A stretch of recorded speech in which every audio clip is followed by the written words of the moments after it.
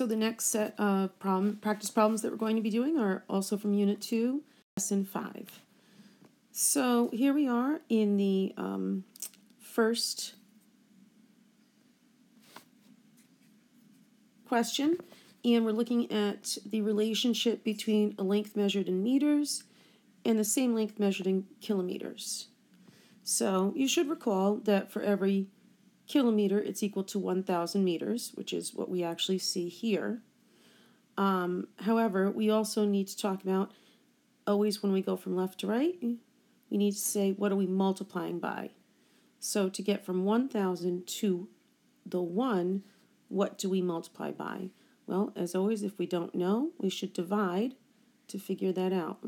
So what we'll be dividing by is 1 divided by 1,000. Now, as you well know, we can leave this as a fraction, and it will take us through all of these. Or what might be easier for many of you to see is to put it in its decimal form. And of course, we can say this out loud. It says 1,000th. So that means that we know that that 1 would simply go in this thousandths place right here. And that is the same. They're equal to each other. The other way you can think about it is to think about that 1, and if we're dividing it by 1,000, there's 3 zeros there. So we take that decimal, which is at the end, just like at the period at the end of the sentence, and move it back 1, 2, 3 places. And then we have the decimal with 2 zeros as placeholders, and then the 1. So basically, our constant of proportionality is right here. So going along with that, I've got the 3,500 or 3,500. I'm going to be moving that decimal back 1, 2, 3 places. So the answer to this first one is 3.5. The next one, I'm still going to be moving that one back 3 places. So I'm going to start out here, go 1, 2, 3. So the next one is 0.5, or if you just have 0.5, same thing. The next one we have there is 75. So 75 divided by 1,000. We go 1, 2. We need a placeholder here for this one. So it's 0.075. The next one, well, we've already done that one right here. 0.001, or 1,000th, which is what we see right here. And then this next one, it's basically asking us, what do we multiply that x by to go from the left to the right? And we've multiplied everything by 1,000th, so it's going to look like this, 0.001x. Because anytime we have a number next to a variable, it means that we multiply them. So now, when we're writing the equation, we should know that anything on this side is our y, and that's equal to basically what we have in this box right here, 0.001x, because we know to get y, we're multiplying the x by 1,000th. Okay, next page. We've got concrete building blocks, and we know that each of them weighs 28 pounds. For the number of concrete blocks, look at this. We've got a missing, it should say using B, because we have the B there, for the number of concrete blocks. And for the weight, we know we're using W. Sorry about that, and that should say W. So we've got W and B. So I'm actually going to write this right here using let statements. Let B equal the number of concrete blocks. Because really, when you write expressions, it really does, and equations, it helps to actually identify each of those variables using let statements. So number of concrete blocks, because this will also help you later to understand the equations far better. And we have W, so we're going to say let W equal the weight of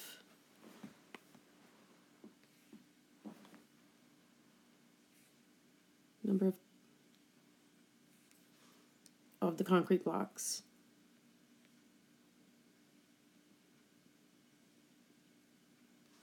So we're told here that we have to write two equations, one that begins with W equals, the other that starts with B equals. So the W, we know is actually, I should have written total weight here. So the total weight.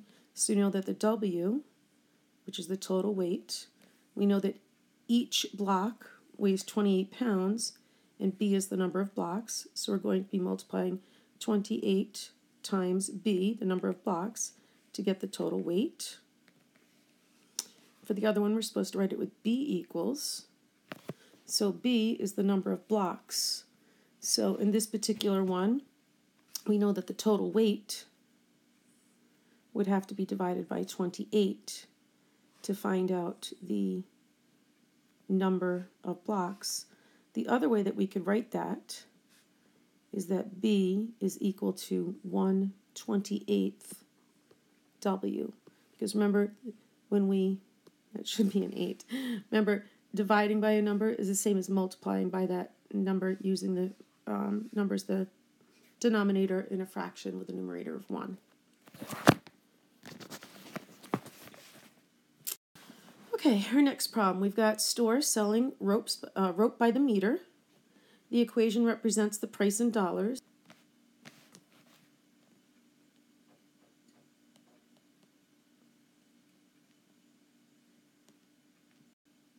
So here we are for number 3. We know that there's a store selling rope by the meter, and they tell us that the equation P equals 0.8 L represents the price in dollars of a piece of nylon rope that is L meters long. So before we do anything, we should really identify each of these parts. And as I said in the last problems, writing those let statements really helps. So we're going to identify what each of those variables stands for in this particular equation. So the first variable we see is P. So we're going to say let P equal, they tell us the price in dollars, and that's all that we're going to write here. So we're really just restating it so that it's easier to see.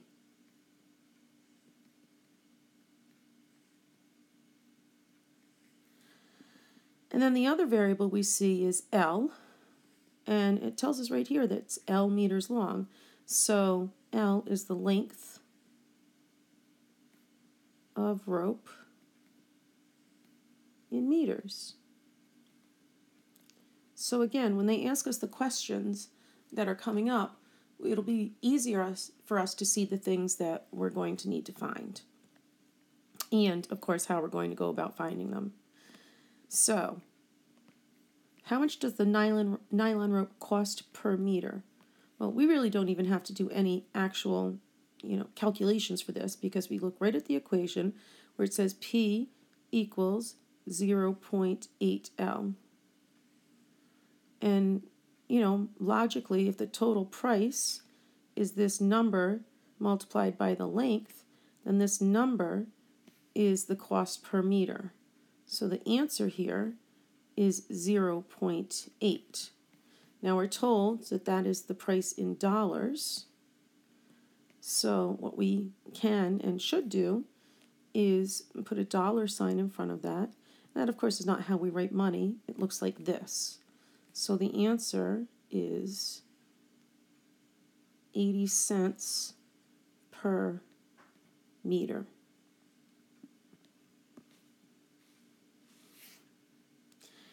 The next question it says is, how long is a piece of nylon rope that costs $1? So again, I'm going to rewrite my equation that I'm going to be using. P equals 0.8 L, because there's that equation. It says 80 cents times the length. And the thing that they gave us is the total cost. So I separate my actual equation with a semicolon, and the variable that they've given us is the cost. So that's right here. We know that's P. So we know that P equals $1. And now we're simply going to substitute in every time we see the variable P, we're going to write in $1. So $1 equals 0.8L. And as hopefully you recall in the last unit when we were solving equations that look like this, we know that the number next to a variable means that it's being multiplied. We know in order to get that variable by itself, we do the opposite of multiplication. The opposite of multiplication is division. We're going to divide both of those sides by 0.8 because I know when I divide 0.8 by 0.8, I get 1, leaving me simply with L, which is what we want. And then, you can go ahead and take out those calculators and do $1 divided by L. $1 divided by 0.8, and that will give us L. So L equals $1 divided by 0.8 is 1.25, and we know that that is meters because that is the length. So be very careful that you're labeling each of these appropriately at the end. Next problem, we have a table that we're looking at, and the table is a proportional relationship. We have to find the constant of proportionality, and then also write an equation. So we've done this a few times. Let's remember that when we go in this direction, we are multiplying. We come in this direction, we're dividing. So if I should say to myself, 2 times what is 2/3? Well, if I don't know what that is, and likely I don't, I'm going to be doing some dividing. So I'll do 2/3 divided by 2. As I'm sure you realize, that this means that we're going to be putting that 2 over 1, so they're both fractions. And then we get to do the math Macarena. So we get to keep the first, flip the second, now you multiply. Keep the top with the top and the bottom with the bottom. So we get 2 over 6. Lastly, we reduce. And when we reduce, we find the largest gazenta. So what goes into 2 and to 6 evenly? We know that it's 2. The gazenta is 2. And 2 divided by 6, or 2 divided by 2 is 1, and 6 divided by 2 is 3. So right now, we think that the number to get from left to right is going to be 1/3, but we do want to double check. We don't want to just do one of these and assume that we're correct because, you can never double check too many times. So if I wanted to check here, again, to get from 3 to 1, what do I multiply by? If I'm not sure, I divide. 1 divided by 3. Well, as hopefully you remember, that's a fraction, and not only is it a fraction, but it's the same exact fraction that we have over here, 1/3. So it's looking more and more likely that we're correct.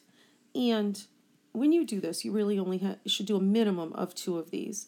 I am going to go ahead and show you all of them, simply because depending upon which 2 you chose to do, you should see both of yours matched as I go over it. But also it doesn't hurt to see the repetition and, make sure that we're actually correct. So, again, we're going to divide. So we've got 10 thirds divided by 10. You should know that that 10 gets put over 1. Math Macarena. Keep the first, flip the second. Now we multiply. Keep the top with the top and the bottom with the bottom. Lastly, we reduce. The biggest gazenta they share is 10, but just seeing those 2 zeros right at the end, we know we should cancel them, and we're left with 1/3, which is exactly what we're looking for. And we've got one more to look at. 4 divided by 12. Now, this is just a fraction. We look for the biggest gazenta. In this case, it's 4. 4 divided by 4, and 12 divided by 4, and that gives us 1/3. So our constant of proportionality is absolutely 1/3. We see it all over the place. And now we're writing an equation. So hopefully you remember that this first variable is what we're looking at, like what gets done with the first variable to get to the second. So, I mean, they did give it to you in the book anyway, but if I didn't know, I'm telling you now that you start with that y, and in this case, you start with the variable that is at the top of the second column. In this particular case, it's y. So y equals, well, what gets done to that a to get from the left to right every time? It's multiplied by the constant of proportionality, which in this case we know is 1/3. So it's y equals 1/3 a. So more than likely you've written it like this. The other way that you could write it, if you remember, multiplying by that fraction is the same as dividing by 3. So the other way it could be written is y equals a divided by 3. Both of these are correct, but you should be familiar with the fact that they both mean the same thing and be able to find yourself back and forth between the two. Okay, our final problem here, I don't believe you had to do this particular time, but I still would like to go over it just to make sure that you understand, should you see a problem like this in the future. So you may not be taking notes on it, maybe you are, but here are the correct answers. So we know on a map, they've given us a scale, and they're comparing centimeters to meters. Centimeters to meters. And they tell us that for every 1 centimeter, there's 100 meters. Now, obviously, this is not an actual representation. What this is that a scale. So it's important to remember that this is the scale. So now whenever I compare one to the next, I'm going to make sure that I use the same scale and that I always have centimeters on top of meters. So for A, it's 5 centimeters and 50 meters. So 5 centimeters over 50 meters. And we want that to be equal to our scale, which is 1 over 100. So I usually typically start with the top number, but in this case it's very easy for me to see that 50 times 2 is 100. And then we ask ourselves, is 5 times 2 equal to 1? It is not, so therefore A does not work. We go to the next one. We've got B. Centimeters and meters. Uh-oh, that's in millimeters. Well, again, hopefully you remember that for every 1 centimeter, it is equal to 10 millimeters. So if we're going in reverse from that, we know that 1 millimeter is equal to how much of a centimeter? It's 1/10 of a centimeter. Because again, 10 millimeters is equal to 10 millimeters is equal to 1 centimeter. So the reverse of that would be 1/10 of the centimeter is equal to a millimeter. So now I know how many centimeters there are because I need to make sure I always do centimeters over meters. I know this is 1/10 centimeters over, they tell us 10 meters. And I want that to be equal to 1 over 100. So to get from 1/10 to 1, I hopefully know, and again, if you don't, do the whole division thing, but you should know that multiplying this times 10, because the 10s will end up canceling, will equal 1. So then I say to myself, is 10 times 10 equal to 100? And it is. So therefore B, I know that B is a correct answer. Next one, C, again, is a bit of a challenge. I don't know what I just did to do that, but I will reverse it. It is gone now. Sorry about that. Now I'm on to C. So C, again, we want it to be centimeters and meters. In this case, they gave us kilometers instead of meters. So hopefully I know, but if not, of course, you can look it up. But you should know that 1 kilometer is equal to 1,000 meters. So keeping my centimeters to meters every time, I'm going to have 10 over 1,000 equal to 1 over 100, because that's our given. So I say to myself, how do I get from 10 to 1? What do I multiply by? Well, I'm going to be multiplying both top and bottom by 1/10, because that will end up with the 10 over 10, which is equal to 1. Same as dividing by 10. 10 divided by 10 is 1. So now same thing down here. Multiply the 1,000 times 1/10. That means that we're moving that decimal back one place, and we are going to get 100. So now we also know that C is also correct. We've got our last one to check, which is D. Centimeters to meters, they went ahead and gave us centimeters to meters, but there's no conversions here. So 100 centimeters over 1 meter, and we know that the original was 1 over 100. Now, hopefully you can look at that and say, nope, that is not equal. So that one does not work. So our final answer here is that B and C are the same scale.